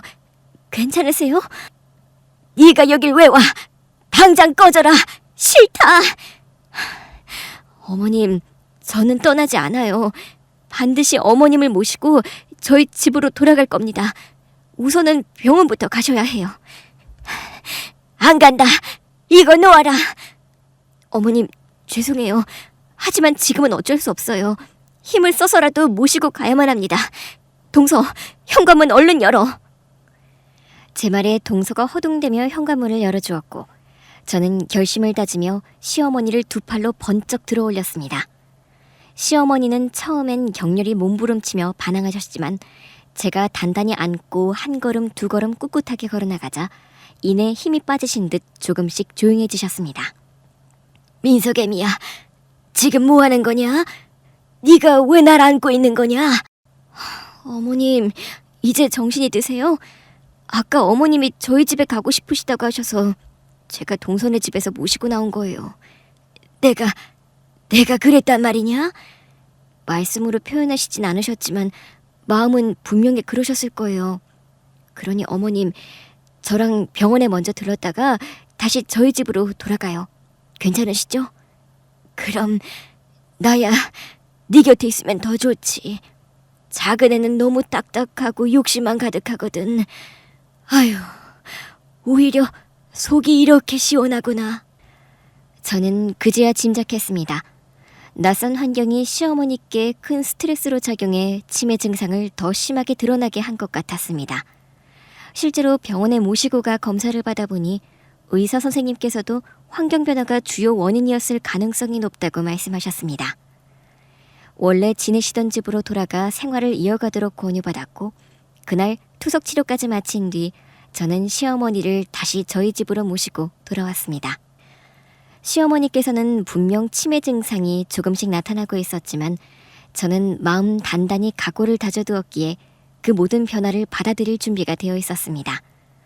실제로 어머님은 오락가락하며 기억이 흐릿해지는 날도 있었지만 또 어떤 날은 아무 일 없었던 듯 정상적인 사고와 언행으로 하루를 보내시곤 했습니다. 그런 시어머니를 곁에서 돌보며 몇 달이 지난 어느 날 동서와 시동생이 저희 집을 찾아왔습니다. 그들은 제 앞에서 멀쩡해 보이는 시어머니의 모습을 확인하자 곧 의심스러운 말들을 꺼내기 시작했습니다. 어머님, 저희 집에 계실 땐 왜 그렇게 난리를 치신 거예요? 형님 집에 오니까 아주 멀쩡하시잖아요. 엄마, 솔직히 말해봐. 우리랑 살기 싫어서 일부러 그랬던 거지? 이거 완전히 사기잖아. 다시 우리 집으로 오셔. 아니면 차라리 재산을 공평하게 나눠주시든가. 그 말에 시어머니께서 천천히 고개를 들며 대답하셨습니다. 그래, 가자꾸나. 나는 내 곁에서 나를 끝까지 돌보며 함께 사는 자식에게 재산을 전부 물려줄 거다. 몸은 날이 갈수록 약해지고 갈 날도 머지않은 것 같으니 작은 애들아, 이번에는 내가 죽는 날까지 반드시 나를 모셔야 한다. 지난번처럼 중간에 포기하거나 버리는 일은 절대로 없어야 한다. 어머님, 저희가 연기만 안 하면 되죠. 여하튼 이번에는 확실히 저희 집으로 오시는 거 맞죠? 그래, 너희가 그렇게 간절히 모시고 싶다고 하니 내 마음도 들어줘야지. 민석애미야, 나 짐 좀 싸줘야겠다. 어머님, 안 됩니다. 환경이 바뀌면 어머님 상태가 훨씬 더 힘들어지신다는 걸 저희가 다 경험했잖아요. 제발 다시 생각해 주세요. 하지만 저 아이들의 눈빛을 좀 봐라. 만약 지금 당장 따라가지 않으면 무슨 짓을 저지를지 모르지 않니? 그러니 어서 짐을 챙겨주거라. 작은 애야, 너 내가 혹여 미쳐 날뛰어도 절대로 버리지 않겠다고 지금 여기서 약속해라. 네, 어머님. 이번에는 간병인도 따라들 테니 절대로 포기하지 않겠습니다. 제가 어머님 끝까지 모실 거예요. 그러니 안심하세요. 시동생 부부는 여전히 시어머니의 재산에 눈이 멀어 기어이 모셔가겠다고 고집을 꺾지 않았습니다. 시어머니는 그들의 말에 기꺼이 동의하시며 저에게 보내달라고 단호히 말씀하셨습니다. 저는 차마 마음이 내키지 않아 끝내 반대하려 했지만 남편이 다가와 조심스럽게 제 어깨를 잡고는 며칠 정도만 상황을 지켜보자고 저를 설득했습니다. 여보, 엄마 뜻도 있고 죄수 씨가 이번에는 간병인도 두겠다잖아. 며칠만 지켜보자. 저는 가슴 깊이 불안한 기운이 몰려오는 걸 느꼈습니다. 이렇게 보내드리면 안 되는데, 정말 큰일이 생길 수도 있는데 하는 생각이 머릿속에서 떠나지 않았습니다. 그러나 결국 다수의 의견에 밀려 저는 또다시 시어머니를 동서의 집으로 보내드릴 수밖에 없었습니다. 시어머니가 동서 집으로 떠나신 지 사흘 뒤, 동서가 울먹이며 전화를 걸어왔습니다. 처음 이틀 동안은 아무 문제가 없어 괜찮더니 3일째 되는 날 갑자기 시어머니께서 집안을 완전히 쑥대밭으로 만들어 놓으셨다는 겁니다. 저는 곧장 달려갔고 그곳에서 본 광경은 참으로 충격적이었습니다. 시어머니는 정신을 완전히 놓으신 듯 무서운 행동을 반복하고 계셨습니다. 그 모습은 결코 연기가 아니었고 분명 낯선 환경에서 받은 극심한 스트레스가 치매 증상을 한순간에 폭발적으로 악화시킨 듯 보였습니다. 저와 동서 그리고 시동생의 힘으로는 도저히 제어할 수가 없어 결국 119를 불러야 했습니다. 건장한 구급대원들이 힘을 합쳐 시어머니의 몸부림을 가까스로 제지한 뒤 병원으로 모셔갔습니다. 안정제를 맞으신 시어머니는 이내 깊은 잠에 빠지셨고 잠에서 깨어났을 때는 당신이 한 행동을 전혀 기억하지 못하고 계셨습니다. 내가 무슨 큰 실수라도 했느냐? 작은 애 얼굴이 왜 저렇게 굳어있니? 아니에요, 어머님. 동서집에서 아무런 실수도 안 하셨어요. 어머님이 많이 지치셔서 탈진하신 것 같아 병원에 모시고 온 거예요. 저는 마음 아프지만 애써 거짓말을 하며 안심을 시켜드렸습니다. 하지만 동서는 참지 못하고 그 자리에서 모든 사실을 폭로하고 말았습니다. 어머님, 주방 기구를 모조리 때려 부수시고 저한테 욕까지 하면서 달려드신 거 기억 안 나세요? 내가 정말로 그랬단 말이니? 어쩌면 좋으니. 미안하다. 기억이 하나도 안 나는구나. 어머님, 이제 확실히 알겠어요. 진짜 치매가 맞는 거죠? 그동안 연기한 게 아니고요. 내가 그런 짓을 일부러 할 리가 있니? 안 되겠다. 이렇게는 더는 버틸 수 없구나. 아무래도 나는 집이 아니라 요양원에 들어가야 할 것 같다. 민석애미야, 부탁이다. 나를 요양원에 보내다오. 아니요, 어머님. 그럴 수는 없어요. 어머님께서 저희 집에서 지내시면 치매 증상이 훨씬 나아지실 거예요. 물론 완벽하게 낫는다고는 장담 못하지만 그래도 제가 충분히 모실 수 있습니다. 그러니 요양원 생각은 거두세요. 제가 조곤조곤 설명하며 마음을 다독여드리니 시어머니는 이내 수긍하시는 듯 고개를 끄덕이며 제 말을 따르겠다고 하셨습니다. 그러나 그 옆에서 듣고 있던 동서는 깊고 쓰디쓴 한숨을 내쉬더니 시큰둥하게 내뱉었습니다. 형님 맘대로 하세요. 어머님을 데려가든 말든 저는 상관 안 할게요. 다만 유산은 빨리 좀 나눠주세요. 유산이라. 그런데 어쩌냐. 나 가진 돈은 모두 다 기부했는데. 그게 무슨 소리예요? 기부라뇨? 얼마 전에 보육원에 전 재산 기부했다. 이제 가진 돈은 하나도 없어. 작은애, 너한테 미안하고 민석애미야, 너한테도 미안하다. 물려줄 게 하나도 없구나. 그러니 날 요양원에 보내다오. 시어머니는 기부증서를 꺼내서 저와 동서에게 보여주시더군요. 동서는 소리를 지르며 기부증서를 찢어버렸습니다. 동서, 지금 뭐 하는 거야? 뭐 하긴 뭐해요. 억울해서 이러잖아요. 형님도 저랑 똑같은 마음이면서 숨기려고 하지 마세요. 속으로는 아까워서 죽을 지경인 거 누가 모를 줄 알아요?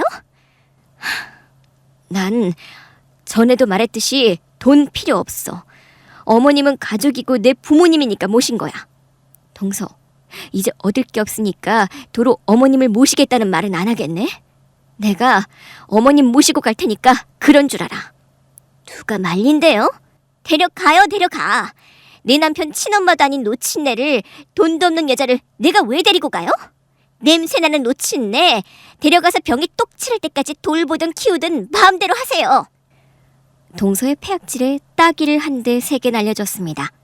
그러자 동서가 제 따귀를 날리려고 했는데 시어머니가 이를 막았습니다. 못된 것.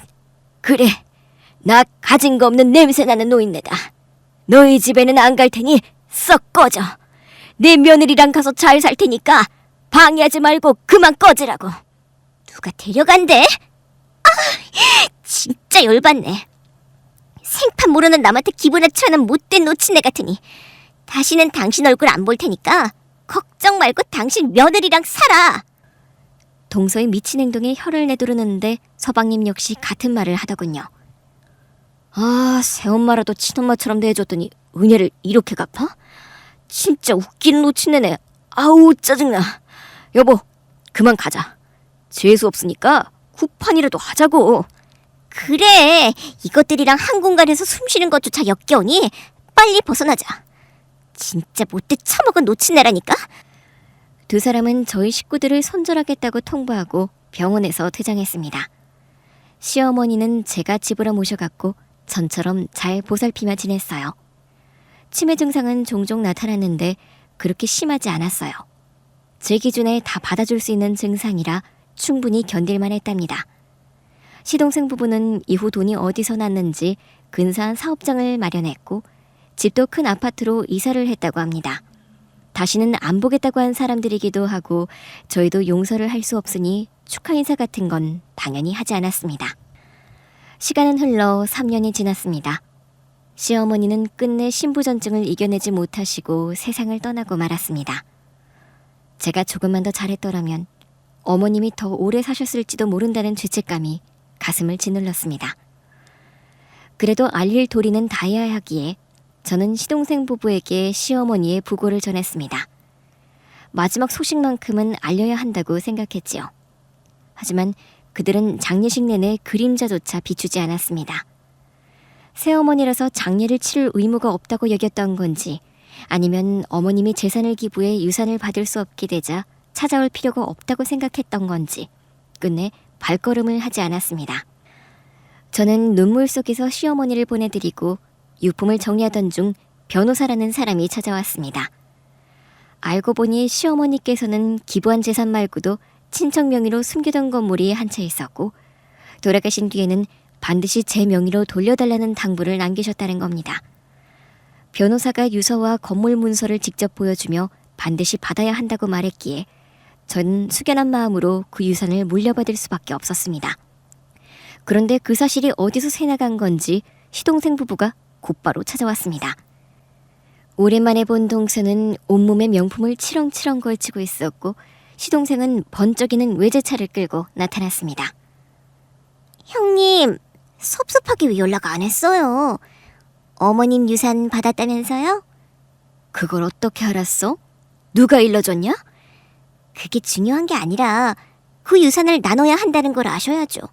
혼자 꼴꺽하고 입 싹 닥들려고 했던 거 아니에요? 뭐? 됐고 유산 절반 내놔요. 건물 명의를 공동으로 하든 절반 값을 주든 알아서 하시라고요. 내가 미쳤어? 너희는 어머님이랑 손절하고 나가더니 그동안 찾아오지도 않았고 장례식에도 코빼기도 안 비췄잖아. 그런 너희가 무슨 자격으로 유산을 받겠다는 거야? 자격? 이 여자 웃기네.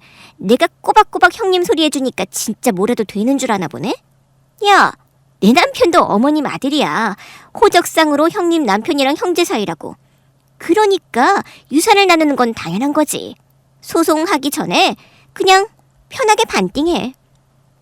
소송? 그래, 해봐라. 난 너희가 어떻게 했는지 다 기억해. 절대로 유산은 못 줘. 이런 식으로 나오겠다? 그래, 좋아. 법정에서 보자고. 여보, 당장 변호사 알아봐. 이번엔 우리가 받을 목 이상으로 뜯어내자고. 당연하지. 억울하게 다 빼앗길 순 없지. 눈 뜨고 코 베이는 건 한 번이면 족하다고. 저는 유산을 나누지 않겠다고 단호하게 말했고 결국 시동생 부부는 저를 상대로 고소를 했습니다. 재산 다툼은 변호사들의 싸움으로 번졌고 판사님의 선고에 따라 희비가 엇갈렸습니다. 다행히도 시어머니 유서가 결정적인 힘을 발휘했고 저희 쪽 변호사가 일 처리를 확실히 해주셔서 결국 한 푼도 내어주지 않는 것으로 재판은 끝났습니다. 하지만 시동생 부부는 아직 시작일 뿐이라며 끝까지 항소를 해서라도 돈을 받아내겠다고 큰소리쳤습니다. 그러나 이어진 재판들마다 결과는 모두 저희 손을 들어주었습니다. 재판이 끝난 후 동서는 이를 바득바득 깔면서 경고를 퍼부었습니다. 이봐, 아줌마. 유산 안 나누면 진짜 큰일 날 줄 알아? 우리 당신 아들 민석이까지 싸그리 저주 걸 거니까. 동서, 너 어디까지 갈 거니? 바닥도 이런 바닥은 없겠다. 닥쳐. 돈을 못 받으니 저주라도 걸어서 네 식구들 전부 생지옥에 빠지게 만들고 말겠어. 야, 우리도 돈 있어. 우리 친척 어른 돌아가셔서 13억 상속받았다고. 아, 그래서 이사가고 사업까지 했던 게 그 돈이었구나. 그래, 저주를 하든 말든 마음대로 해라. 결국 그 화살은 너희 둘한테 돌아갈 거니까. 끝까지 잘난 척이네? 두고 보자. 우리가 못 가지는 재산으로 니네들이 얼마나 잘 사는지 보자고. 반드시 길바닥에 남게 될 거야. 그렇게 시동생 부부는 더욱 철천지 원수로 돌아섰고 다시는 왕래하지 않았습니다. 하지만 저와 남편 그리고 아들 민석이는 저주에 걸리기는커녕 오히려 건강하고 즐겁고 행복하게 살았습니다. 때로는 이렇게 행복해도 되나 싶을 만큼 순탄했습니다. 그러던 어느 날 1년 뒤쯤 되었을까요? 그 저주를 퍼붓던 시동생 부부가 이번은 몰골이 초라해져 저희 앞에 나타났습니다. 남편이 사업을 말아먹고 빚더미에 앉았다며 제발 도와달라고 애걸했습니다. 저는 남편에게 결정을 맡겼습니다. 피를 나눈 형제 사이이니 그래도 한 줌의 연민이 남아있을 수도 있겠다 싶었기 때문입니다. 그러나 남편은 단호했습니다. 난 두 사람을 더는 내 동생 부부라고 생각하지 않아. 돕고 싶은 마음도 추호도 없어. 그러니 돌아가. 형, 제발 그러지 말고 날 좀 살려줘. 나도 이렇게 될 줄은 몰랐어. 아주버님, 형님, 저희 진짜 급해요. 한 번만 살려주세요. 어머님 유산으로 잘 사시잖아요. 그중 절반, 아니 반의 반만이라도 좀 주세요. 우리 남편이 뭐라 했는지 못 들었어? 그리고 형님은 무슨 나한테 이 여자 저 여자 하면서 막말할 때는 언제고 이제 와서 이렇게 비굴하게 빌어? 형님, 그땐 저희가 잘못했어요. 여보, 무릎 꿇고 빌자. 어서. 두 사람은 손이 발이 되도록 빌었지만 저와 남편은 마음을 움직이지 않았습니다. 거부 의사를 확실히 하자 그새야 본색을 드러냈습니다. 동서가 벌떡 일어나 저를 향해 발길질을 해왔고 저는 옆으로 피하며 그녀를 밀쳐 넘어뜨렸습니다. 남편과 시동생이 몸싸움으로 번졌지만 조금 더 빠른 남편의 주먹이 시동생의 얼굴을 강타하면서 싸움은 저희 쪽이 앞섰습니다. 넌 이제 내 동생 아니야. 가족들에게 험한 말하고 내팽개친 인간은 내 동생이 아니라고. 이래봐야 소용없으니까 두 사람 다 꺼져버려. 오늘 그냥은 못 간다. 우리가 못 가지는 돈이라면 니네들도 못 쓰게 할 거야. 오늘 다 같이 끝장을 보자고. 맞아. 우리가 못 쓰면 너희도 못 써. 오늘 여기서 전부 박살내자. 서방님, 동서, 오늘 진짜 끝을 봐야겠네요. 여보, 정신 똑바로 차리고 봐줄 생각하지 마. 오늘 니네들의 제삿날인 줄 알아. 그렇게 우리는 마구잡이로 치고받으며 싸웠습니다. 다행히 저희 부부가 조금 더 우세하긴 했지만 결국 상처는 양쪽 모두가 입었습니다. 그날 하늘에 계신 시어머니께는 너무나도 죄송했지만 저희 또한 어쩔 수가 없었습니다. 아무것도 얻지 못한 채 돌아간 시동생 부부는 끝내 파산을 하고 지방으로 쫓겨나듯 떠났습니다. 이후로는 연락 한 번 없었고 지금은 어디서 어떻게 살고 있는지 저 역시 알지 못합니다. 한편 저와 남편, 아들 민석이는 평범하고도 행복한 일상을 살아가고 있습니다. 민석이는 학교에서 학생회장을 맡아 모범적으로 성장했고 저는 건물 임대료가 들어올 때마다 절반은 기부하고 절반은 저축하며 소소한 보람을 느끼며 지내고 있습니다. 제 이야기는 여기서 끝을 맺겠습니다. 혹여 저와 비슷한 아픔을 겪고 계신 분들이 계시다면 제 사연이 작은 위안이자 희망이 되길 바랍니다. 함께 견디고 살아내는 힘이 우리 모두에게 있기를 바랍니다. 감사합니다.